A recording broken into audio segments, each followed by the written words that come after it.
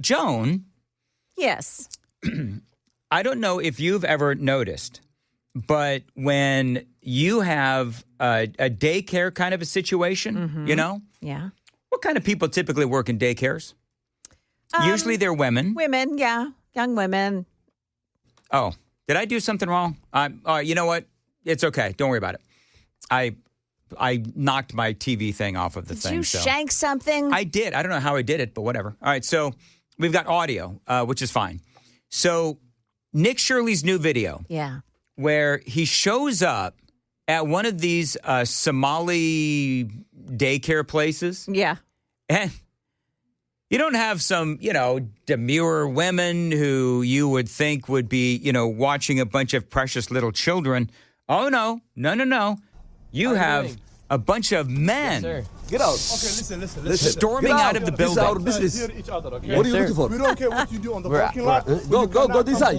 You got four men have stormed out of this room, and they're yelling at Nick Shirley. About the daycare. It's all right. Can we ask you about the daycare? These guys don't seem to me like they would be daycare workers. And he's asking. He's got a piece of paper, and he's asking, can you tell me what you got $16 million here that you're getting from the government? What are you doing? We're asking. We just want to Get out. We just want to ask you. $2.25 million. Get out. You say Get out. Yeah. Get out, guys. Get out. You cannot do And it just all these men just start storming out. I don't know. It's kind of Not the kind of place I think I would leave my kids. No. Well, and part of this obviously is. There's another. There's like 5 now. What's the need for 2.2? So I've never in my life seen 5 men at a daycare. I never have. So these are all very volatile people too. So that is one video, and that goes on for. It's a 51-minute video that he dropped, and part of what he has found, and they said this video is going to be even crazier than the other video, and you know why that is. The reason is because people now recognize Nick Shirley. And so part of the shock value of his new video is not only the rampant fraud, which Joan and I have been talking about, off and on throughout the radio broadcast this morning.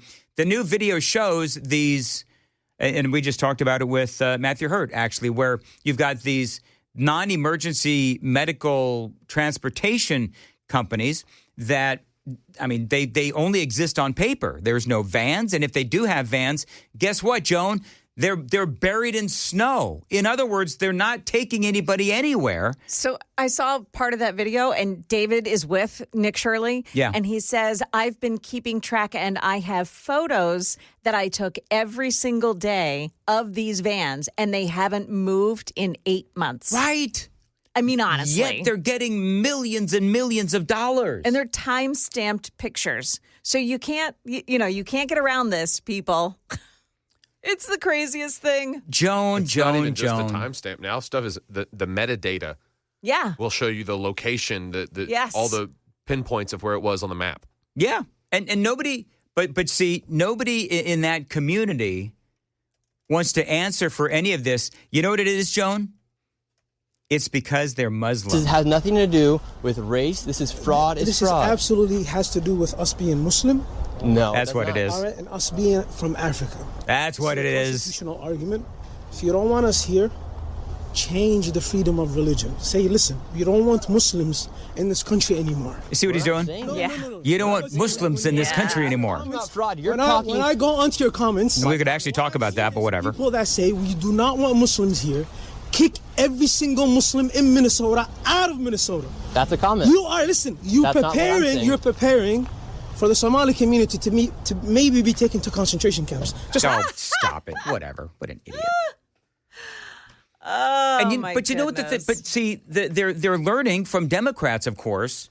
And what's the reason why, with all of these, hundreds of millions of dollars in fraud, what's the reason why it wasn't investigated or prosecuted to the fullest extent?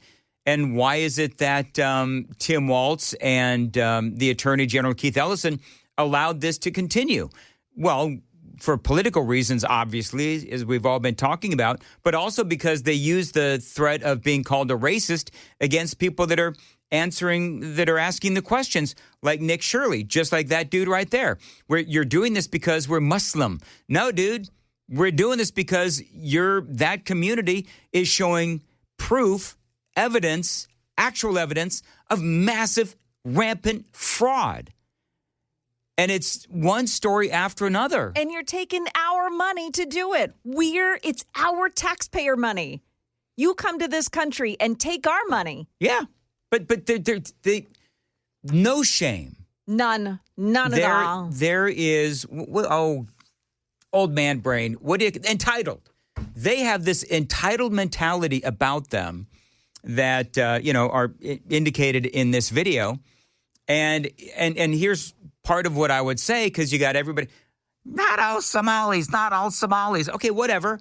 This dude is, and I don't know if this particular person depicted in this video, I don't know if he is part of the rampant fraud, but he's defending it.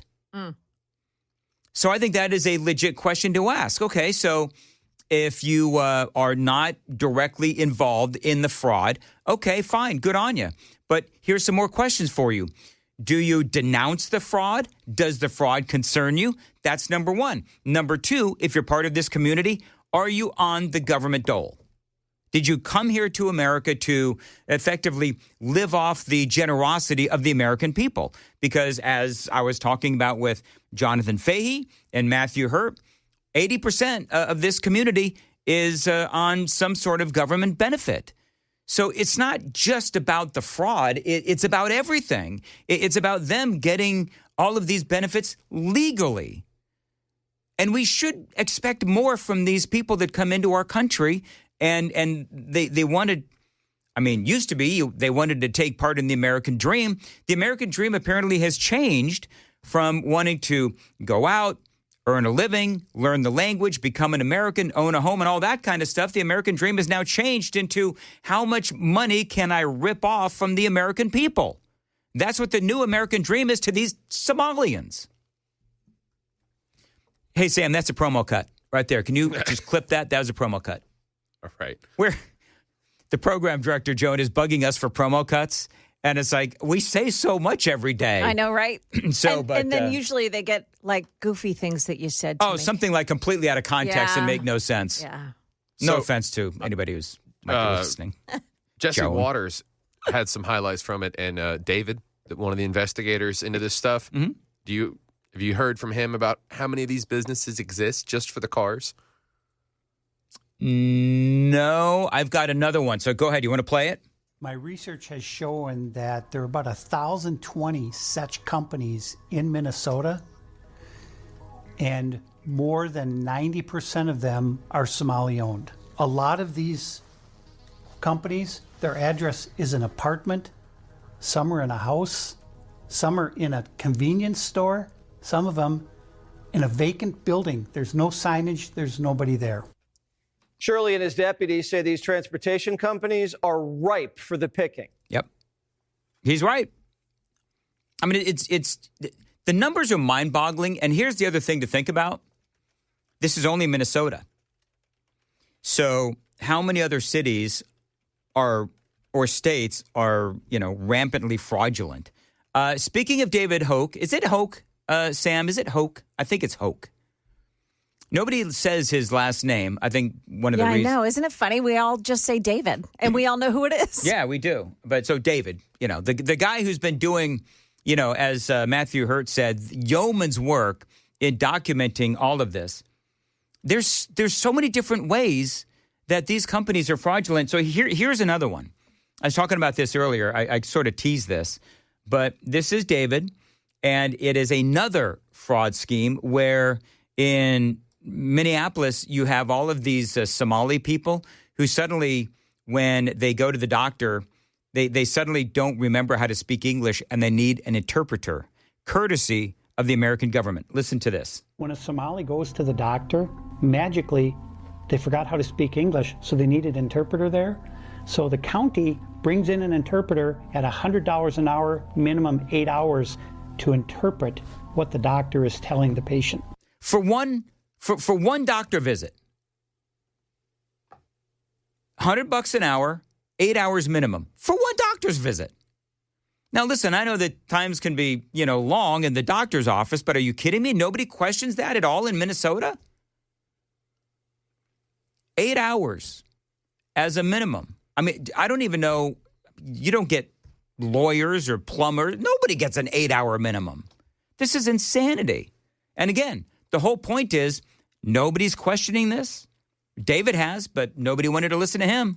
So that's another layer of fraud that nobody's even talked about or revealed. And it's millions and millions, hundreds of millions of dollars all on its own. Interpreter services. Yeah, because what percentage do you think of these people, especially if they were born here in the United States, they speak English, right? Of course they do. They should not be saying no English. And then remember, the interpreter has to get to the doctor's office or the hospital. How are they getting there? The transportation company, and then they got to get back home. And that patient had to get to the doctor's office. How? Transportation. Kids got to get to school. How? Transportation.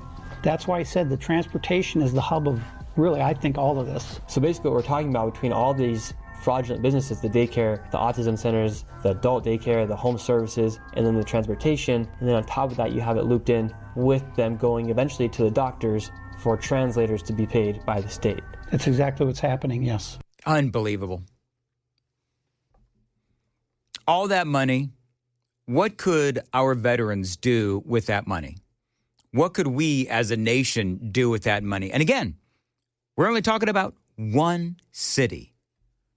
So I hope that our country, the Democrats, I believe the more that this information gets out, I think the more the American people, I hope, demand better of our immigrants, demand better of the migrant community that wants to come into our country. And Joan, a little bit of awkwardness in the studio. Because Chris Hand has broken protocol, and he's walking in at 8:27. But why he says, didn't he wait till 8:28? You're mad at me when I'm late. You're mad at me when I'm early. Early. Honestly, what do you want me to do? I'm never mad at you, Chris. He said, Dan looks at me and goes, what are you doing? What are you doing here, man? I was like, I was just going to get comfy. This is my space between 5 a.m. and 8:35. Then at 8:35, it's our space. I'm just kidding. Okay. Well, hey, have you heard the Tim Waltz audio? I'm just going to leave. I'm just going to see myself out. Oh, see, now you see what he's doing? You're like a girl sometimes. I'm really hurt. Just forget it. Forget it. Real quick.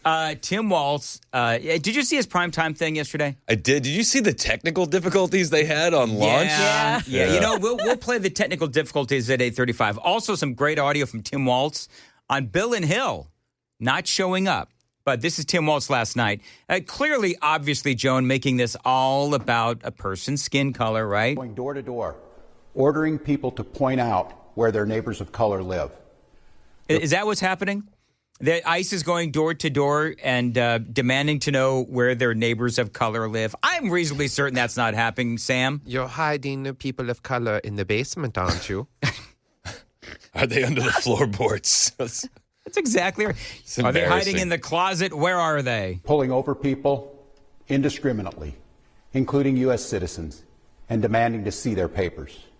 And at grocery stores, at bus stops, even at our schools. Did you hear the Somali fraud on the grocery stores? Where they've got like four or five different, this was actually a few days ago. Nick Shirley, 4 or 5 different grocery stores at like one address. Yeah.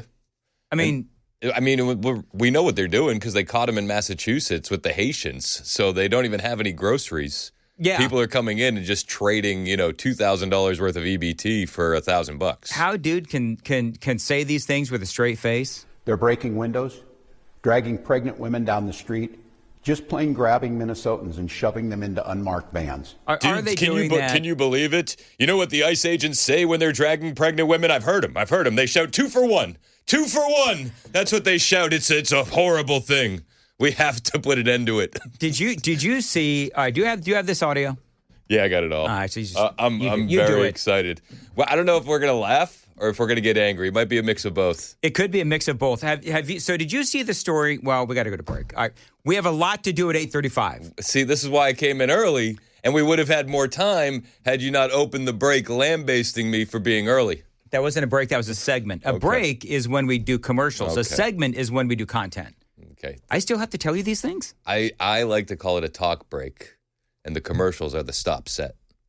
That's a very FM music thing that you're doing right there. You're throwing down there, Chris. I'm just straight we did. Sorry. Isn't this the green cold peppers or something like that? Here we go. Isn't that who that is?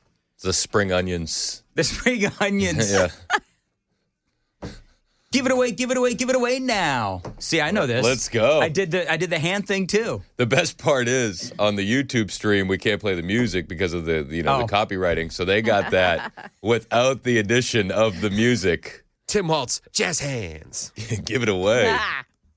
Whatever. I thought it did it pretty good, actually. By the way, this is the only thing that I know about that song. Is that part. Give it away to people on YouTube. I'm sorry, YouTubers. We love you. All right. What? Glencliff, Nolensville Pike. Was I that bad that the woman from Pennsylvania had to butt in? Just tried to intervene. Good Lord, man. She's like, I can save this break. It's like, oh God, the old white guy is trying to rap. I got to jump in from I was Pennsylvania. trying to get it to stop because the audio and the visual was unsettling. Quick, bring up 24. All right, real quick, Tim Burchett commenting on Bill and Hill not showing up for their congressional appointment to talk about Epstein. Hey everybody, Tim Burchett just left they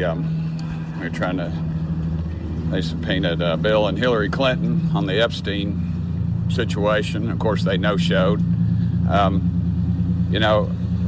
buddy Steve Bannon and Peter Navarro didn't show up, and they got sent to prison. Mm-hmm. That's a double standard. And I'll tell you, the bigger double standard is when I mentioned that in the press conference. I wish we'd had it on film, but the press just put their cameras down immediately. Weird. When I said that. I looked across the front row. 3 or 4 of them, right like that. It's these cards are very much stacked against us and justice. And the Clintons, of course, they thumb their nose at justice because they're allowed to. They've been allowed to since they were in Arkansas, and they're going to continue to do it. And it's really a shame that that's the pinnacle of success for the Democrat Party. Really, is that bunch. But that's what we're dealing with. And, of course, they had a paid agitator out there yelling at us during this thing and during the press conference, and just pathetic, really. But that's where the left is right now. Thank y'all for sending me here. The island of pathetic toys. That's your mainstream media. I wish you would have said who the media outlets were that, decided to put away their cameras. It was all of them, Dan. I love how he records his posts. It's like your average dad type of situation. Yeah. There's a vibe to it. Yeah. Anyway, thanks for sending me here. I love the clothes. It sucks here, but thanks for sending me here. Anyway, thanks for sending me here. I'd rather be building a skateboard. Dadgummit. Is he selling those skateboards yet? No, he's not allowed to sell them. I would unironically buy a Burchett board. I would. So he's going to, I don't know if you heard, but I'm always thinking of Nashville's rescue mission. So I actually asked him for a Burchett board so that we could auction one off during the Nashville rescue mission. If only I was going to be here to participate in it. Why won't we be here? We got a meeting with the boss. I'm probably going to get fired today. That's not true. What? Gosh, every time I walk into that man's office, I think my minutes are numbered. Well, I just want to let the audience know if Dan gets fired, I'll be here tomorrow morning at 5. I won't let you down. I think Chris has been secretly plotting to get me fired since he got here. I think I actually just saw the boss go by the doorway. He had a box of things that belong to you. That's weird. Has that ever happened to you, actually? Yes. I know it's happened to you, Joan. Chris, has it ever happened to you? Where you get the box? No. So I got fired. I got laid off. No, it's what did I do? No, it was Joan. Well, so, that's, the old saying is you're nobody until you get fired in radio. So I'm still a nobody. Well, so what happened to me, and I know Joan can relate, is I decided to come here, so I did not sign my contract offer at my last job. So I literally walked in, and they had a box. And they said, here's the box, and start putting stuff in. Wow. And I had a stupid big old plant. I just left it there. You can keep the damn plant. They probably let the plant die. They were so mad that I left. Anyway, so there you go. And Joan, you have here's your box story real quick? Oh, yeah. In fact, I didn't get to take the box. They They said they would ship it home for me. Oh, wow. What Must did you have been do? really threatening. They had a couple security guards when they walked Joan out, so no tires got slashed. It was actually the GM was behind me, and I told him to get away from me. You did? I did. Damn straight I did. Yes. Damn straight we did. Real quick, I had to fire a guy one time. Nobody here. Years ago, I had to fire somebody. We had to bring in armed security because we had no idea what the guy was going to do. Wow. Yeah, it was crazy. That's wild. So I said to my GM, because I was the guy that had to do the firing. It's like, okay, so where's the armed security? He's right over there. He's pretending to be a client. So that's what we had to do. Perfect. Oh.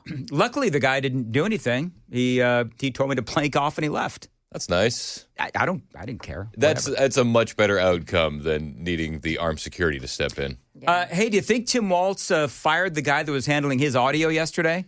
Did you hear what happened? What do you think that was? Do you think it was a whole pre-record? Is that what really happened? Well, let's hear it. The federal government is raining down upon our communities. What's happening in Minnesota 2,000 to right 3,000 now armed defies agents of the federal government have been deployed to Minnesota. Okay, so there's some sort of a loop going on. Yep. So this had to be pre-recorded, even though they said it was live. Or there's some sort of a delay. Gotcha. Because you know what I mean? Yeah, that could have been. Did you think you were going crazy the first time you heard it? Because a lot of people started posting the clips and they didn't even reference the audio failure in it. Right. And I'm listening to it. I'm like, what is going on this? I'm Wait, like, so is this? I felt like, have you seen the viral videos after Kathy Hochul said black people don't know how to use laptops? That's how I felt looking at my laptop. I'm like, what is this? What am I doing? So here's a funny story. This was the first video clip that I looked at this morning. And I'm looking at my board at home, and I'm like, what the heck is going on? Okay, so it wasn't just me. It wasn't just you. No, it wasn't just you. All right, real quick, set up the next clip while I grab it. Okay, so I came across this viral clip. It's an interview clip where Hein Gomans, who is a professor at Duke, recounts a student that we're all familiar with. His name is Stephen Miller. Stephen Miller was there in 2003. And he says Stephen knew exactly what he wanted to do in 2003 and predicted where we would be today, and it was eerily accurate. All right, listen. It's on Instagram, isn't it? No, it's on X. I got it. Stephen Miller. Here we go. My former student. What's that? My former student. I'm sorry, say again? My former student. The Stephen Miller in the Trump administration? Yeah. Did you want to say a little bit more about that before we listen to this clip? He said that I asked him in 2003 what he wanted to be when he grew up. And he said, I want to be number 2 in the White House. And I said, oh, when do you want to achieve that? He says, in the next 15 years. I said, wow. Okay, well, who would be the president in 2003? And he said, Donald Trump, maybe. What? The guy is very smart. Where was this? And Duke is in Poli-Sci 122. You had him at Duke? Yeah. It's a true story. You could have told, I do a lot of homework here, Hein. You could have told me this before the program. Yep. Wow, okay. There's no question he's a very smart guy. And he has a long-term vision. Was he a good student, by the way? He was very good. A very good student. Yeah. So in 2003, Stephen Miller was saying, I'm going to be number 2 in the White House, and Donald Trump is probably going to be president. That is incredible. Isn't that wild? You could tell the host of that podcast was just stunned.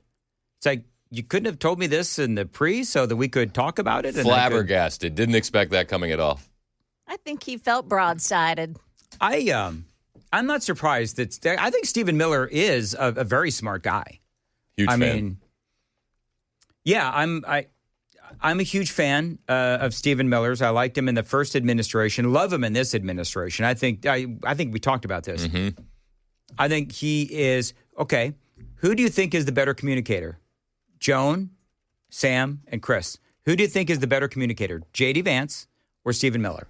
Oh, I think Stephen Miller, hands down. I love J.D. Vance, but I think Stephen Miller just cuts through everything. So I would disagree with Joan because I think when you're talking about the best communicator, you want to cast the widest net, and I think that Stephen Miller is a bit polarizing. I think that as far as the administration goes, like the vision and the planning is fantastic. But if you're talking to wide spectrums of the audience, I think J.D. Vance pulls in more people than Stephen Miller. I think J.D. Vance. Fair. I think. You first, Sam. Then I'm going to give my opinion. Vance and Miller. or just overall? Vance and Miller. I got to go Vance. Okay, now My why? overall choice would be Rubio, but. So you think Marco Rubio is a better communicator than J.D. Vance? He wears the most hats. He's got the most that he's got to cooperate on and with. Yeah. From but the different question departments is and about agencies. his ability to communicate. Well, right? He wouldn't be effective at 4 jobs if he couldn't communicate. Do you sense a little tension between Sam and Joan right now? Is that just me? You guys okay? Hey, Sam? Is everything good over there, guys? What? I feel like there's like this tension underlying between the two. Is something Do we have happening tension, between them? Sam? No. No. What? No. Doesn't that feel What tense? the hell has been going on over there? Doesn't that feel tense? I've been over here doing my job, and something's going on over there. Look, all I know is I see the back of Sam for 5 hours a day. That's it. Or Joan, Make me feel like I need a tattoo back there now. in fairness, all right? Give me Joan, something to look at. earlier you did say that was Sam's better side. So I don't know. Oh wait, that was in a text? I'm sorry, that was a private. Totally kidding. I actually see what Sam is saying. I wear these sweatpants for comfort, not to be objectified. When I say I see the back of you, I see from the mid-back up. I don't see your sweatpants. Okay. This got really weird, like really quick. I didn't play it for this. I was going to say, Chris, is there anything else you'd like to say about the dynamics of the morning show, which I had absolutely no idea was happening? Well, I didn't know. I didn't know it was happening either. Okay. Very good. Do you have the audio of Josh Hawley trying to get a simple answer about whether or not men can get pregnant? This has been one of the wildest. It's Dr. Versa. She gets very upset if you don't call her doctor as well. Mm-hmm. And then they say, okay, fine, doctor, can men get pregnant? And she goes, well, this is a complicated matter. Thank you, Mr. Chairman. Since you bring it up, why don't we just start there? Dr. Verma, I wasn't sure I understood your answer to Senator Moody a moment ago. Do you think that men can get pregnant? I hesitated there because I wasn't sure where the conversation was going or what the goal was. I mean, well, the reason she feels like that is because she doesn't know whether or not men can get people pregnant. With different identities, and so that's where I paused. I think, I wasn't sure where you were going with that. Well, the goal is just the truth. So can men get pregnant? Again, the reason I paused there is I'm not really sure what the goal of the question. The goal is just to establish a biological reality. You just said a moment ago that science and evidence should control, not politics. Absolutely. So let's just test that proposition. Can men get pregnant? I take care of people with many identities, but stunning and brave. There are many women that can get pregnant. I do take care of people that don't identify as women. That can men get pregnant? Again, as I'm saying, let me just remind you what you testified to a moment ago. Science and evidence should control, not politics. So can men get pregnant? Is this a yes or no question? Yes. Joan? No. See, yes or no question. Yes, it's a yes or no question. It's a yes or no. It's not that difficult. You're a doctor, I agree. think. Science and evidence should guide medicine. Do science and evidence tell us that men can get pregnant? Biological men. Can they get pregnant? The best part of this is Holly is laughing. I also think yes/no questions like this are a political tool. And no, yes/no questions are about the truth, doctor. Let's not make a mockery of this proceeding. This is about science and evidence, and I'm asking you. You know, the United States Supreme Court just heard arguments yesterday at great length on this question. This is not a hypothetical question. This is not theoretical. It affects real people in their real lives. And you're here as an expert, called by the other side as an expert, and you've been telling us that you follow, right, you're a doctor, and you follow the science and the evidence. So I just want to know, based on the science, can men get pregnant? That's a yes or no question. It really is, I think. I think you're trying to reduce the complexity of a lot. I'm not. It's not complex. I'm trying to get to an answer, and I'm trying to test, frankly, your veracity as a medical professional and as a scientist. Can men get pregnant? I think you're also conflating male with... No, I'm not conflating male and female. They're two different things. There's biological men and there's biological women. And I want to know, can men get pregnant? What you were talking about is biological. You're not going to answer my question, it sounds like. Who do you think's dumber, Ketanji Brown Jackson or Dr. Verma? Ketanji Brown Jackson. Let me be clear. But he gives her an out. You know, he says biological men a couple times. So she's good. If we're just dealing with people who are assigned male at birth, the answer would be no. Yeah. Like, she could have given the leftist, politically correct answer with Josh Hawley's line of questioning. I like how he reminds her that she's a doctor before he asks her for the 7th time. Just, yes, you are a doctor. The most frightening part about this is that she teaches. So she's teaching this nonsense to the next generation of doctors. At some point, he actually says to her, because it gets really combative, at some point he says to her, is this how you treat the students in your classroom? Yeah. And, I mean, I think it probably obviously is. What is the point of her being here anyway? Like, I don't even know. I don't know. She clearly is dumb as a box of rocks. Or okay, here's the question. Is she dumb, or is her mind just riddled with so much woke nonsense that it overrides whatever intelligence at one point she had? The latter. The latter? Yeah. So just the woke overrides the intellect. I'm sure, I'm confident she could deliver a baby. Whether or not she would agree with you that a woman birthed it is clearly up for discussion. Listen, if I was bleeding out, I would love it if she stopped the bleeding. Yeah. Other than that, I mean, her mind-numbing stupidity and refusal to answer the question is frustrating. I want her to go for voice training, because if I had to listen to that, always talking to me in that tone, I would kill myself. But she's Joan. Damn. Joan. Oh, my gosh. Oh, my goodness. Tell us how you really feel. If you just cross the border into Canada, they'll do it for you. Males. This isn't hard, doctor. Can men get pregnant? Yes or no?